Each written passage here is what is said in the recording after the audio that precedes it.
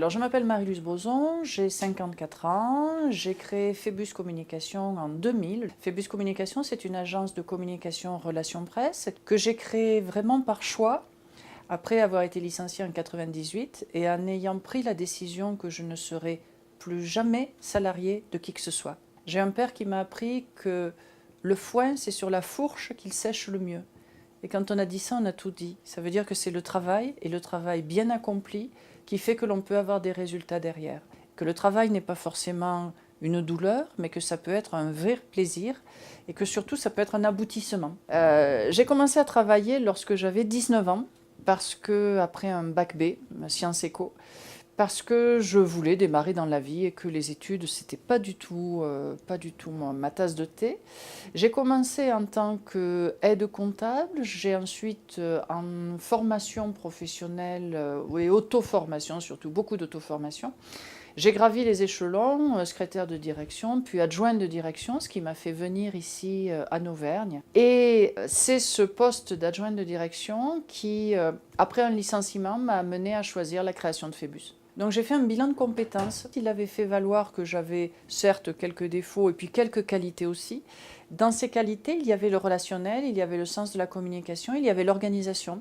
Je suis un chef d'entreprise qui croit dans la valeur du travail, dans la valeur de ce métier, dans ce qu'il peut apporter. Je suis un chef d'entreprise très exigeant, mais parce que je le suis d'abord avec moi, et que mon objectif, c'est de faire grandir aussi autour de moi. Ça, c'est un véritable enjeu. Donc j'ai toujours eu une écoute qui se veut attentive et compatissante. Mais en même temps, ça ne veut pas dire forcément de laisser aller à la dérive. Et il y a toujours des règles et une méthodologie.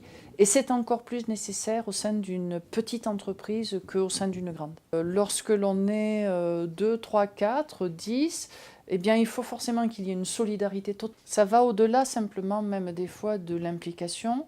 C'est une vraie volonté de gagner ensemble. Aujourd'hui, si je devais recréer Phébus, je le ferai d'abord en tant qu'auto-entrepreneur, et lorsque j'aurai testé tout ce qu'il faut faire et surtout ne pas faire, au bout du temps qu'il aurait fallu, j'aurai créé Phébus derrière. Créer une entreprise en France aujourd'hui, c'est vraiment d'une simplicité totale. Il y a tellement de réseaux qui existent pour aider et accompagner qu'il faut vraiment simplement attendre qu'on vous mette la cuillère dans la bouche pour dire qu'il n'y a personne qui a été là. Oui, on peut créer, oui, c'est simple. Par contre, il faut vraiment en avoir envie et ne pas se positionner simplement en tant qu'assisté. Le tout, c'est oser. Alors après, la deuxième interrogation, c'est est-ce que je veux créer ou est-ce que je veux une sécurité d'emploi fictive de toute façon, parce qu'on le sait, même un CDI, ce n'est pas une garantie de l'emploi. Alors, c'est plutôt est-ce que je veux créer ou être fonctionnaire.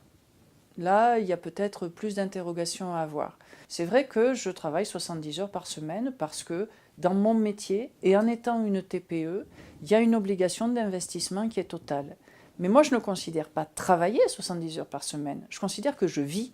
Et j'ai une vie qui n'aurait jamais été aussi passionnante et enthousiasmante si j'étais simplement restée accrochée à un poste salarial. À l'inverse, il n'y a pas une nuit où je ne fais pas des additions. Il n'y a pas un jour où je me demande de quoi sera fait le lendemain. Le pendant de ça, c'est un mot qui pour moi porte tout le sens du fait d'être chef d'entreprise. C'est la liberté. On parle souvent de la folie du chef d'entreprise.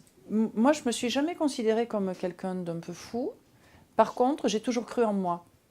Et si le chef d'entreprise lui-même ne croit pas en lui, déjà, il a un certain nombre de questions à se poser. Sans être forcément prêt à se lancer dans tous les combats, il faut aussi avoir une volonté un peu forte. Je ne pousserai pas tout le monde à créer une entreprise. Pour être chef d'entreprise, il faut de la volonté, énormément de foi en soi et une véritable capacité de travail. Beaucoup de créateurs de TPE créent pour créer leur propre emploi. C'est ce que j'ai fait en 2000. J'ai créé Phébus parce que je ne voulais plus être salarié.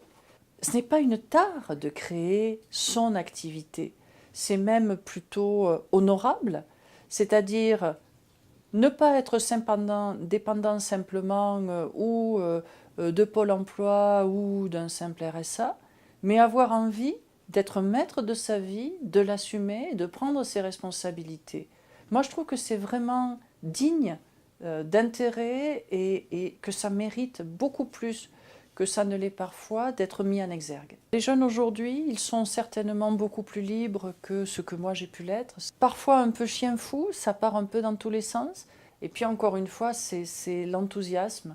Et ça, c'est quelque chose qui existe au fil des générations et heureusement qu'il ne se départit pas. Nous poussons les jeunes, collège, lycée et études supérieures, à comprendre que l'entrepreneuriat est une alternative réelle au monde salarial. S'ils vivent dans un monde où il y a déjà, dans un monde familial, où il va y avoir déjà cette culture qui est en place, ils vont y être sensibilisés. Par contre, s'ils sont dans des milieux où ils n'ont que des parents et un environnement familial salarié, ils n'auront pas cette sensibilité à la création d'entreprises.